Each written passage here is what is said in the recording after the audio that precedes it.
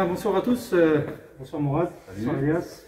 Bonsoir aux jeunes étudiants de l'UTC qui nous font la joie d'être parmi nous ce soir, en tout cas pour nous filer un coup de main dans le cadre du défi TUC, c'est bien ça? Oui.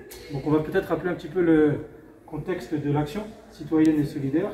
Donc, suite à l'explosion du port de Beyrouth, on a souhaité se mobiliser, puis mettre, je dirais, en réseau un peu toutes les bonnes initiatives, de manière à essayer de faire quelque chose de simple, mais en tout cas dans la joie, la bonne humeur, et puis en tout cas de fédérer toutes les bonnes volontés, parce que c'est important de pouvoir se mobiliser. Et à Compiègne, la solidarité c'est quelque chose d'important, et on se mobilise assez régulièrement. Et en tout cas, on voit que la générosité est au rendez-vous, puisque grâce à pas mal de bénévoles qui sont présents, donc on va vous les présenter tout à l'heure rapidement, qui sont derrière déjà en train de faire du tri.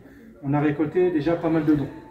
Donc voilà un petit peu pour le contexte du projet. On va peut-être passer la parole un peu aux étudiants, nous dire un peu ce que c'est que le défi TUC, hein, en quelques mots, et pourquoi vous êtes là. En gros, c'est l'UTC qui organise plusieurs journées. Il faut juste aider des commerçants ou des particuliers dans une tâche, n'importe laquelle, gratuitement. D'accord.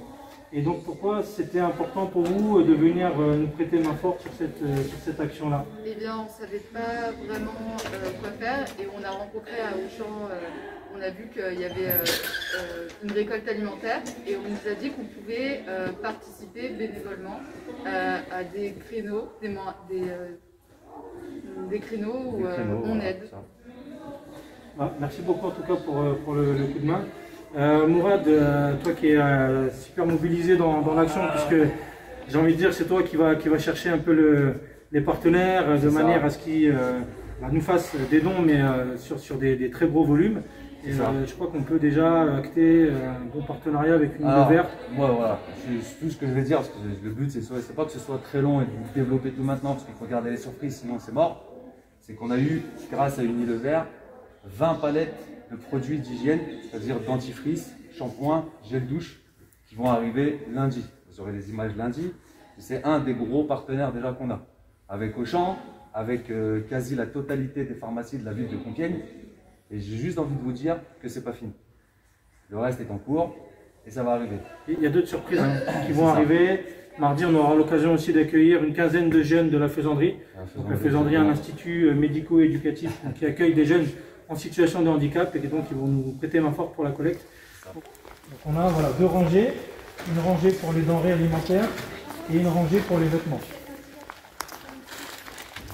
C'est payé par catégorie. Pour les vêtements, par exemple, on va avoir les vêtements hommes, les vêtements enfants, il y a des manteaux pour tout le monde. On a un stand de chaussures, un stand de aussi couverture, etc. Et ça, c'est très très important, et on compte sur vous pour tout ce qui est couverture, voilà, pour envelopper, parce que c'est très critique là-bas. Il y en a qui n'ont même pas de toit, et il faut au moins leur donner de quoi pouvoir dormir. On rappelle là qu'il y a, suite à l'explosion du port de Beyrouth, c'est 300 000 personnes qui sont à la rue. Donc on ne va pas s'éterniser plus longtemps. Là, vous avez un petit aperçu de ce qui est en train de se passer. Celles et ceux qui souhaitent nous prêter main forte, vous êtes les bienvenus. Et on va quand même laisser le mot de la fin à Elias, un message de soutien et d'encouragement à toute la communauté libanaise. Merci Elias. Je vais plutôt commencer par le français pour dire ma reconnaissance de cette action qui montre la solidarité et de la ville de Compiègne et de ses habitants, ainsi que les habitants des alentours, parce que je suppose qu'il n'y a pas que des Compiègnois qui ont apporté des dons. Et donc ça montre, c'est très important, cette mobilisation des jeunes et des moins jeunes, et sur le plan